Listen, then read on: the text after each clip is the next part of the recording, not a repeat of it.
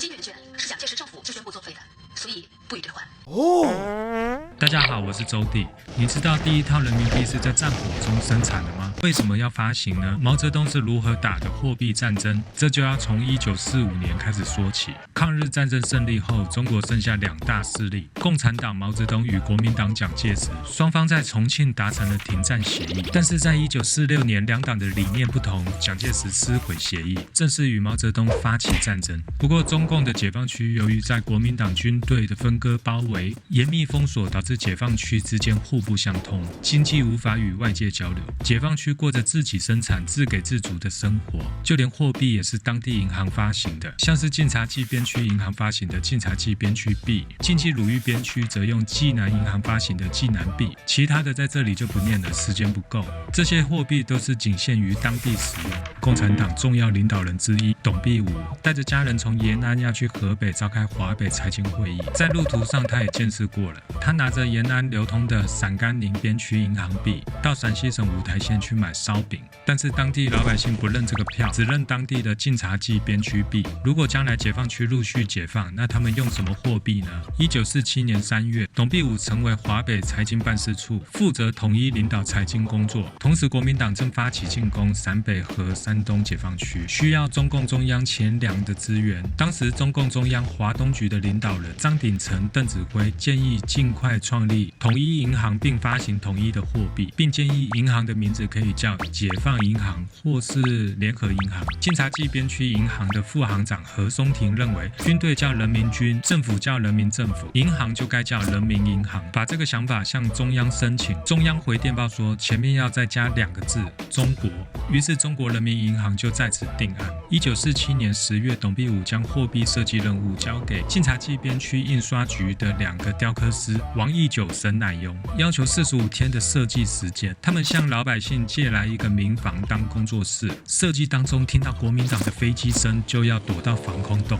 按照国际习惯，都是将领导人的头像印在纸币上，但此项设计被毛泽东主席否决。他说票子是政府发行的，并不是党发行，现在我还是只是党的主席。最后董必武想想，票子是为了人民发行的，不如把设计体现在人民2个字上，反映人民解放军的生产与建设及真实写照。图案有10元的农民集水灌溉、矿井厂区，20元的农民牵驴驮货、火车行驶，50元的矿场运输。位于共产党晋察冀、晋冀鲁豫2大解放区，中间有个国民党驻守的石家庄。石家庄这个重要战略位置带给中共不少压力。国民党说，我石家庄建立了无数的碉堡与围墙，易守难攻，轻松防守3年无压力。1947年11月6日解放石家庄。1948年4月将石家庄的一栋灰色建筑让给晋察冀边区银行及济南银行总行迁移此楼办公，合并2家银行改为华北银行。1948年4月23号，董必武汇报周恩来工作情况。周恩来说，不要再搞华北财经办事处，要搞就搞大的，要建立统一政府，成立中央财政经济部，成立中国人民银行，发行人民币，并邀请董必武题字。票面上的中国人民银行6个大字即票面。董必武表示，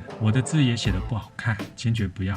人们说你是华北人民政府的主席，也是最佳，就那么定了，我写就是了。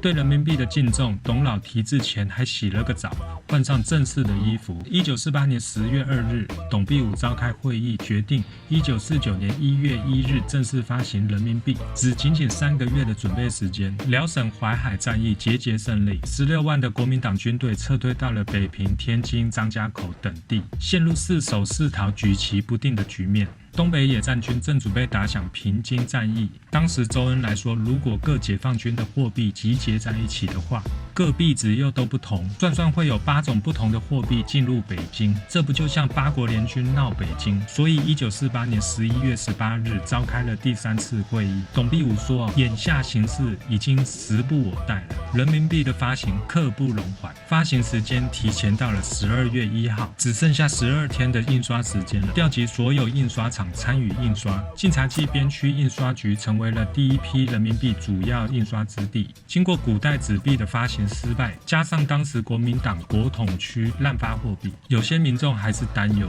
老板，这3碗多少钱啊？要是1元券的话，8角1碗。怎么没有1元券？铜板2吊1碗。连的投一个15碗，孙小投一块18碗，可以找人。要是用货物换也可以，白布1尺1碗，盐巴1两1碗，子弹2颗1碗。那你到底付什么钱呢？老板，我们付人民币。啥叫人民币？共产党新发的钱。这个不收。老蒋的金圆证、日本军票、共产党的新钱，我这都不收。可是人民币是正常流通的货币，明天银行一挂牌就可以用了。明天合法，那你明天说。在1948年12月1号，石家庄的小灰楼里，中国人民银行正式终于成立了。第一批人民币在这一天发行，来不及印刷，当天先发行了3种面值：10元、20元、50元。石家庄街头有了布告，宣布银行成立，发行人民币。想必在座的各位有的已经看到了我们银行门口的公告了。为了保证各位商业同仁的利益，现在我正式向云岭商会传达中国人民银行西南区行的通知，统一发行新货币。新货币的名称是人民币。有人说，我看不久就有领导人民的中央人民政府了。毛泽东则说，人民有武装，有了自己的政权，现在又有了自己的银行及货币，这才是真正的人民当家作主啊！中国人民银行第一任行长南汉成编了一段大家爱护人民币的快板，词就在这了，我就不念了，而且我也不。诸位同胞和兄弟，听我谈谈人民币。从前咱们解放区画的票子种类齐，3个银行合并了，统一发行新货币。12月1日开始画，名称就叫人民币。袁大头银元券、金子、银子正式推出法币货币流通。人民币发行的同时，除了川康、藏民的少数民族地区可以暂缓执行之外，其他地区一律禁止其他货币的流通。你说禁的是纸币，银元总还可以用吧？不可以，这告示上白纸黑字都写着呢。哎，我不明白，这银元都不让用，老百姓交心银元啊？那黄金呢？也不行，所有的金银制品都禁止作为货币流通。